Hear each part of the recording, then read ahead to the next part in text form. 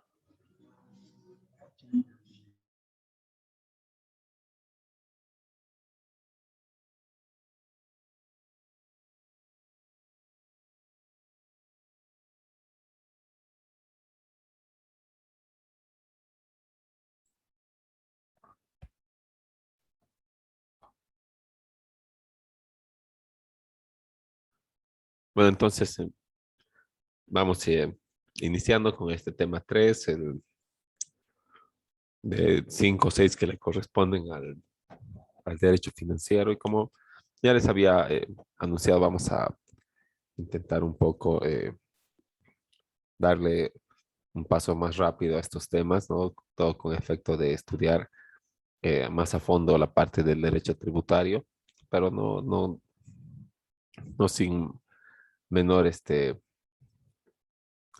digamos, no dando solamente una pasada, ¿no? Sino viendo los elementos más importantes, pero solo un paso más acelerado para poder estudiar de mejor manera esa parte de la defensa del contribuyente, que al final siempre queda incompleta porque nunca podemos terminar en el semestre regular. Así que vamos avanzando con este tema de los ingresos, el gasto público y el presupuesto, ¿no? Cuando estábamos hablando de la actividad financiera, ya habíamos visto que uno de los elementos importantes de esta actividad es el ingreso, ¿verdad? Conjuntamente con el gasto la atención de necesidades básicas, ¿no? Entonces, en este caso vamos a hacer referencia, vamos a entrar en detalle de lo que es el ingreso público, el gasto y el presupuesto, ¿no? De los tres elementos, bueno, de dos de los tres elementos más importantes de la actividad financiera del Estado, ¿no? Entonces, el ingreso, todos tenemos ingresos, ¿verdad? No solamente el Estado, sino también las personas jurídicas y también las personas naturales o los particulares que somos nosotros, ¿verdad?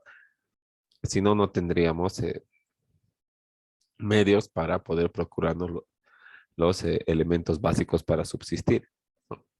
Entonces, pero en términos generales, ¿no? Ahora, hoy nos vamos a referir a los ingresos de carácter público, ¿no? En este sentido se establece o se señala que es un ingreso público todo caudal que entra en poder del Estado y que les de cargo en sus cuentas, ¿no? Con carácter más general sería todo el caudal que entra en poder de cualquier persona natural o jurídica o institución pública, ¿verdad? Pero que les de cargo en sus cuentas.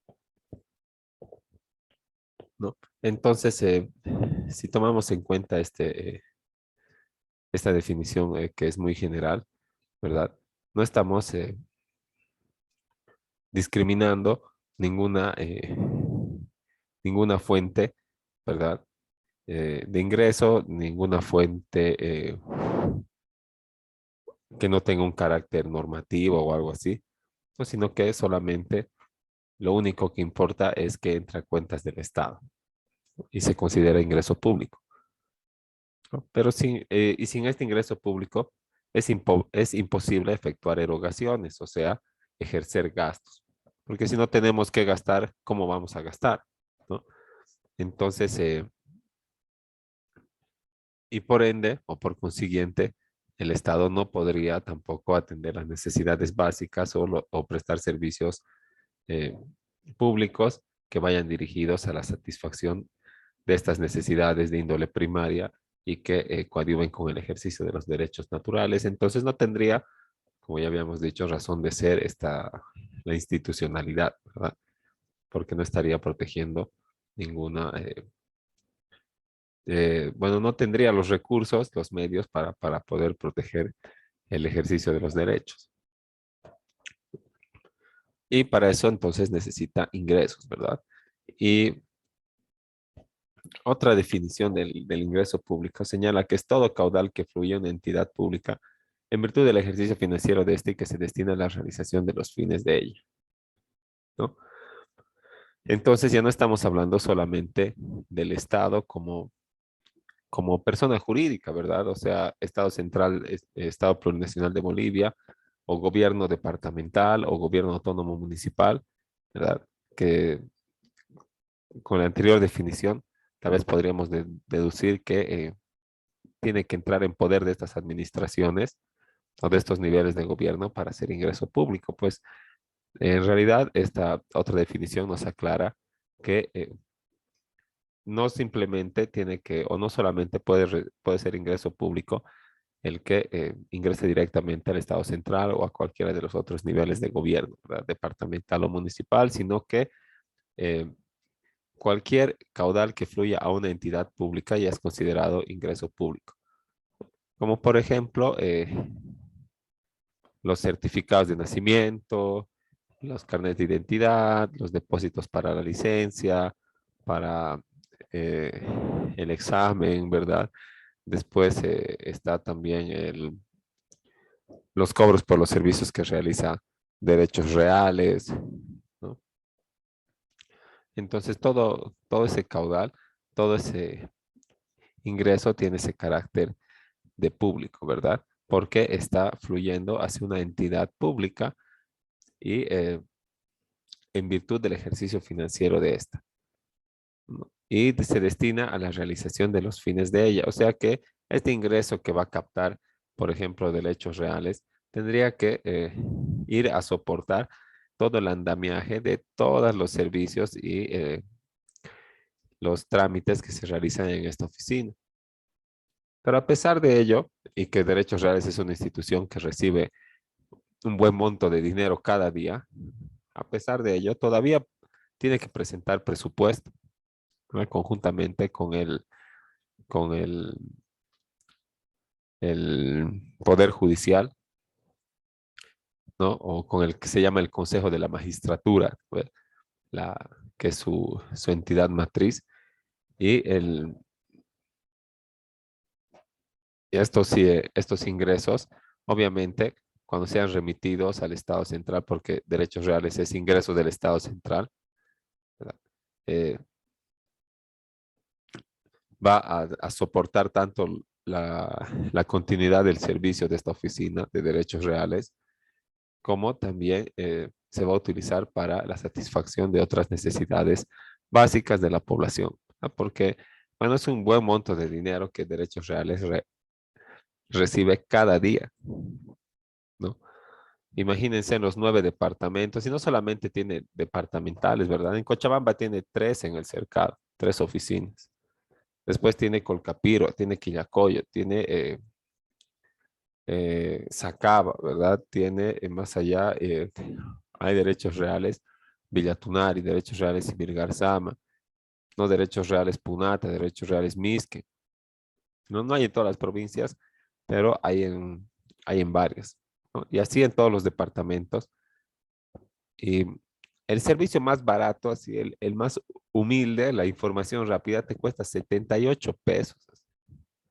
Un folder y bueno, ni folder te dan para la información rápida, una hoja y un formulario y una carátula, ¿no?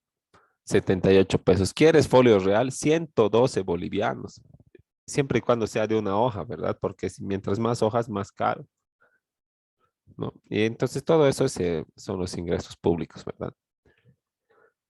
Y estos ingresos, cuando son de las instituciones, tienen que dedicarse a la realización de los fines de esta institución o a la prestación del servicio que realiza la oficina. Y luego el excedente ya es ingreso público. Y otra definición señala que el ingreso en la tesorería del Estado bueno, el ingreso público es el ingreso que reporta la tesorería del Estado, cualquiera sea su naturaleza económica, ¿no? Y ponemos esta definición que, aunque es corta, tiene un elemento que está bien aclarar, ¿verdad? Dice acá, cualquiera sea su naturaleza económica. Y cuando decimos que cualquiera sea su naturaleza económica, estamos hablando, pues, aunque sea de ingresos ilegales, ¿verdad? Cualquiera. Entonces el Estado puede cometer delitos, puede expropiar al que no debía haber expropiado, puede participar de narcotráfico, y cuando todo ese dinero vaya a arcas del Estado, va a ser ingreso público. No puede ser cualquiera sea su naturaleza económica, ¿verdad? Tiene que ser de naturaleza económica lícita, ¿no? Esa es una precisión también que se hace, ¿no? Gracias a esta última definición que estábamos ya citando. Y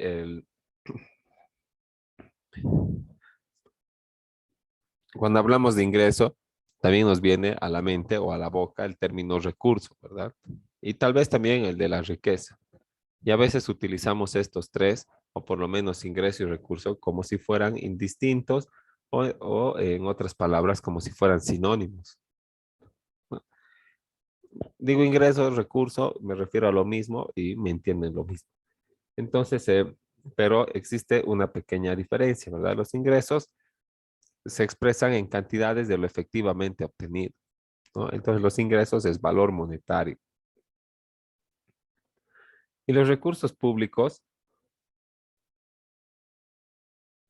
están representados por toda la riqueza acumulada que potencialmente podría generar ingresos, ¿verdad? No es valor monetario, o sea, no es papel moneda, no es dinero a favor del Estado, pero sí son, por ejemplo, bienes, eh, muebles, bienes inmuebles, ¿verdad? Muebles sujetos a registro, que si bien no es papel moneda en sí, pero sí, sí puede ser valuado monetariamente y por ende representa también cierto valor, ¿verdad? Y como representa cierto valor, también está, bueno, los recursos son un componente de la riqueza, que por su parte, como dice aquí, la riqueza se refiere a cualquier cosa u objeto que tenga un valor de mercado y que pueda ser intercambiable o que puede intercambiarse contra dinero. Eso es riqueza, ¿verdad? Entonces, los recursos son riqueza, ¿verdad? Porque los recursos, por ejemplo, bueno, no los recursos humanos, ¿verdad? Pero los activos fijos, que son recursos en las instituciones públicas, eh, un escritorio, una computadora, un escáner, no es papel moneda, ¿verdad? Pero sí tiene cierto valor y sí podría en su momento ser intercambiado en- por dinero en ciertas situaciones, ¿verdad? Entonces eso representa la riqueza.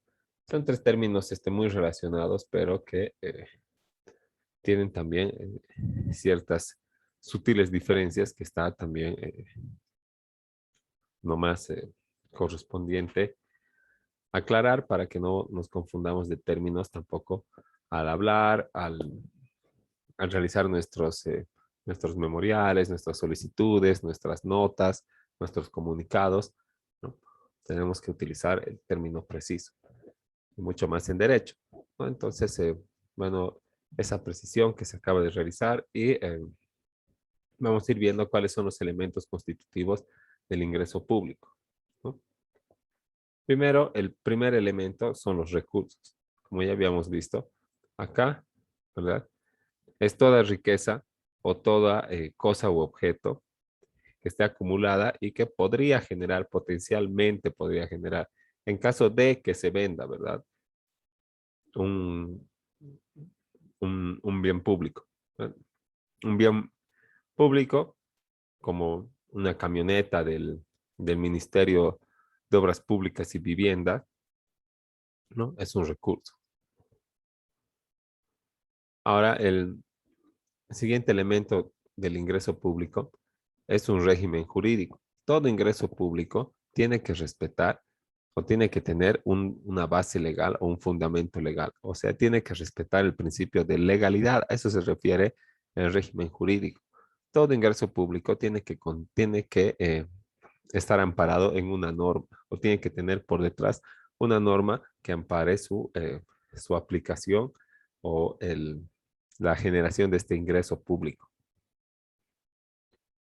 Y si no tiene una norma que lo respalde, pues el ciudadano, eh, en el caso de los impuestos, por ejemplo, el ciudadano puede negarse a su cumplimiento porque no está establecido en ninguna norma que contribuyamos o tributemos de esa manera. Y el tercer elemento constitutivo del ingreso público es el interés social, ¿no?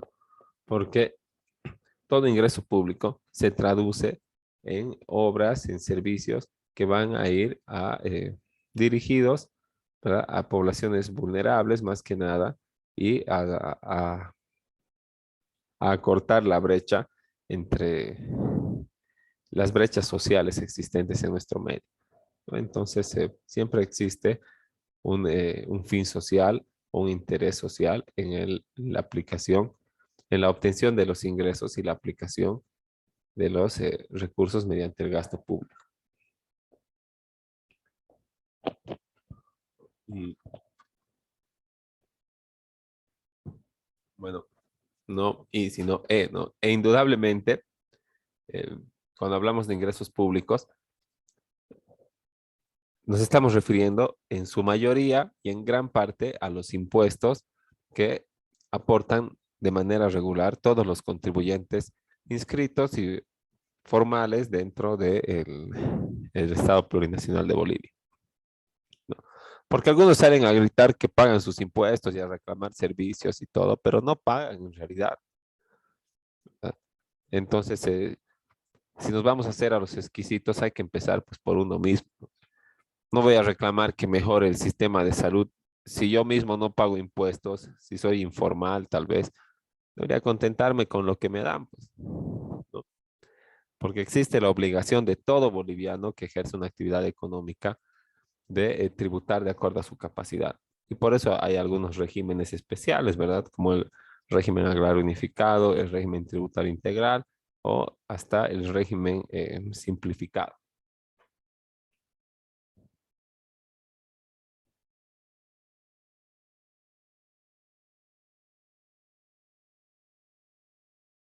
Pero más allá bueno, de esos regímenes y todo, hay que subrayar, ¿no?, que impuestos se han necesitado siempre, desde el día uno hasta nuestros días. El Estado o, o la República o lo que sea, siempre ha necesitado de ingresos para cumplir sus fines, ¿verdad? Porque ¿para qué va a haber Estado si no te va a brindar seguridad ciudadana, ¿no? Entonces siempre se han necesitado ingresos, eso nunca ha sido un secreto y al momento de nacer la República, ¿verdad? Al momento de ser independientes, también ha tenido que establecerse o iniciarse una actividad tributaria a favor del Estado o de la República Boliviana que acababa de nacer. Entonces, no podía no haber impuestos desde el primer día, ¿no? Y como ya se cobraba antes los impuestos de la colonia, que hemos dicho, no, mantendremos nomás, así hasta mientras tanto realizamos nuestros propios, analizamos y coordinamos los cobros, ¿verdad? ¿Por qué se va a tributar y por qué no? ¿No? Ya, pero hasta que se realicen esas normativas, como no puede haber una anarquía tributaria, una anarquía financiera, ¿qué tiene que haber? Eh, una norma. Y como la norma escrita era de la colonia, entonces ha quedado en vigencia hasta que ha venido, hasta que han empezado a aparecer las leyes que se han producido acá en Bolivia, ¿no? Entonces podemos decir, como señala nuestra diapositiva, que la actividad tributaria inicia juntamente con la república misma. Y como un hito importante, ¿verdad? En 1980, bueno, desde 1965 hasta 1980, se encontraba vigente un régimen tributario anterior, o sea, no estaba vigente este régimen tributario de la ley 843, sino existe donde se establecen solamente unos cuantos impuestos, pero que en definitiva graban toda la actividad económica, ¿verdad? Está el impuesto al valor agregado, el impuesto a las utilidades, después está el impuesto a la propiedad de bienes, inmuebles sujetos a registro. Eso ya no es del Estado central, es de las municipalidades. El impuesto a la regularización impositiva, a los consumos específicos, ¿no? Entre otros. Entonces,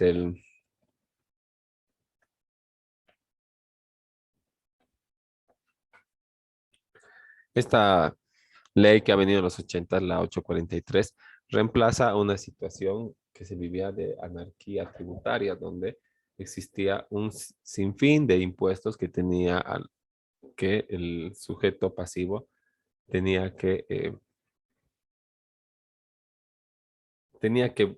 inscribirse y ver cuál le correspondía pagar, porque todo eso siempre ha estado sobre bueno, se inscribía, le indicaban qué tenía que pagar, pero eran tantas obligaciones tributarias que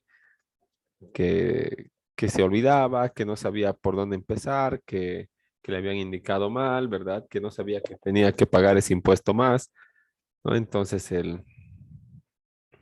había más de 100 impuestos y siguiendo la lógica que tenía, errada obviamente, que tenía el Estado, de decir, mientras más impuestos, más recaudación, cuando eso ha ocasionado el efecto inverso, ¿verdad? Había tantos impuestos que uno no sabía ni qué tenía que pagar, ni en qué formulario, y la administración no sabía ni qué iba a cobrar. Entonces, anarquía tributaria, ¿no? Nadie pagaba. Y a poco se les fiscalizaba porque nunca se daban abasto los funcionarios de impuestos nacionales, ¿no? Entonces, a ese estado de anarquía tributaria ha venido a reemplazarle el, ha venido a ser reemplazado, ¿no? Por la ley 843, donde se establecen todos los principios, ¿no? Y eh, las características, la alícuota y todos los elementos de cada uno de los impuestos que está vigente en Bolivia. Entonces se elimina esas más de 100 impuestos y se deja al Estado con con solo 8 impuestos y entre ellos uno que es transitorio para pasar de un régimen a otro. Y entonces, por ende, se vuelve mucho más fácil fiscalizar, ¿no? Mucho más fácil controlar y para el contribuyente mucho más fácil cumplir con sus obligaciones formales y materiales.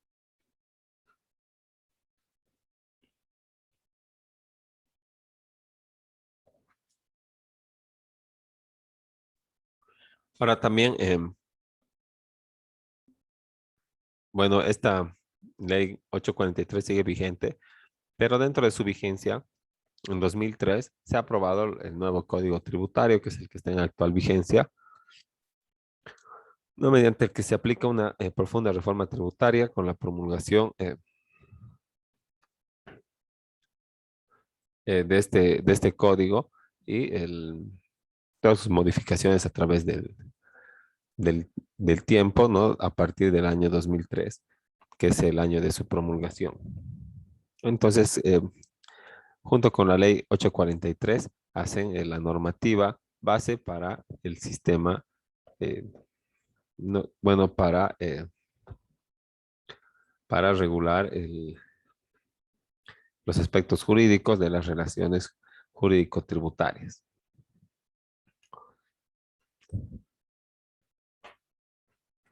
Ahora,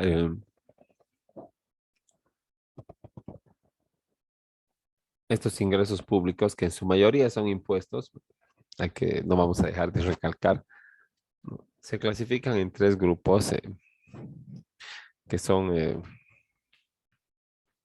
digamos, las clasificaciones más reconocidas, ¿no? La clasificación clásica que señala que hay ingresos ordinarios e ingresos derivados, ¿no? Los originarios, ¿no? Que el- se originan, ¿no?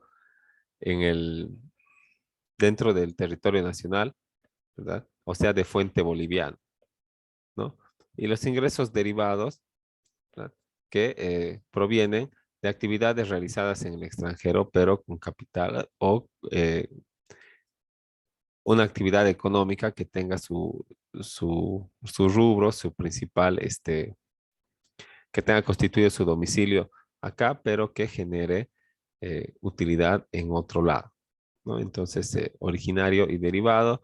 Luego está una clasificación presupuestaria que dice que hay ingresos corrientes de capital y de fuentes financieras o de otras fuentes financieras. Los corrientes, que, bueno, como su nombre lo dice, vienen periódicamente cada mes, ¿verdad? O cada semestre, o cada trimestre, o cada año, ¿verdad? Pero sí se paga de esa manera. O sí se, sí existe certeza de que al siguiente periodo va a haber esos ingresos de carácter corriente. Luego están los ingresos de capital, que es del contrario a los ingresos, que son lo contrario a los ingresos corrientes, ¿no? No tienen esa característica de regularidad. Y también existe otros ingresos de otras fuentes financieras, o sea, préstamos, venta de bienes del Estado, ¿verdad? Venta de títulos valores, o adjudicación de bienes.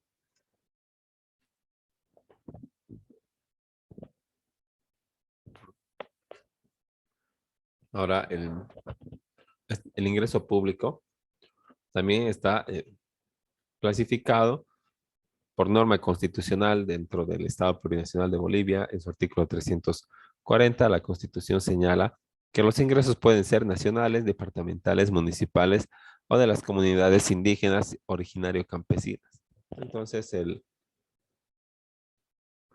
no solo las administraciones tributarias, ¿verdad? Pueden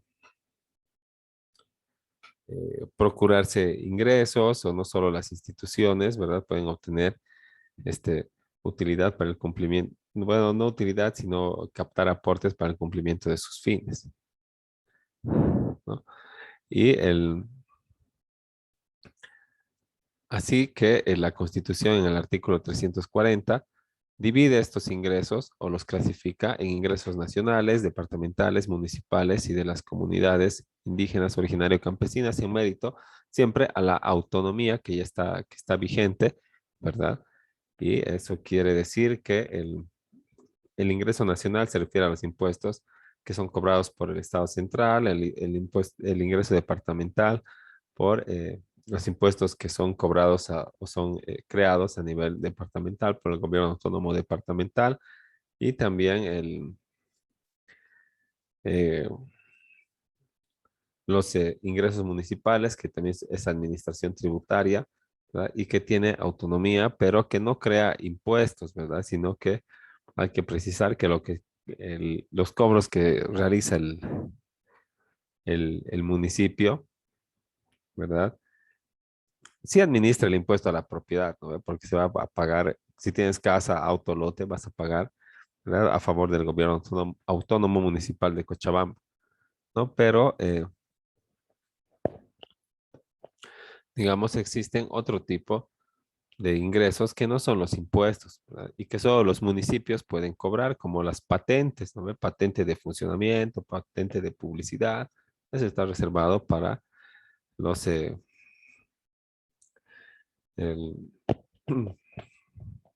para las administraciones municipales. Y por último, como clasificación territorial, están las comunidades indígenas originario campesinas, ¿no? Que pueden generar algunos ingresos, pero no pueden cobrar impuestos a sí mismos con ese denominativo. Entonces,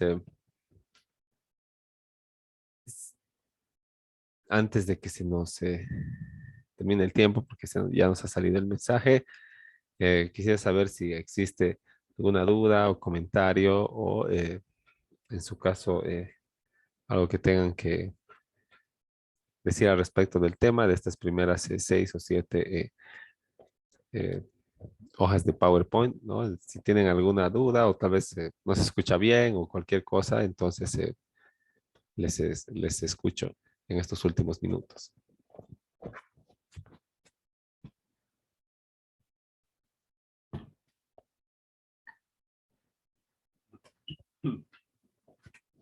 Bueno, y si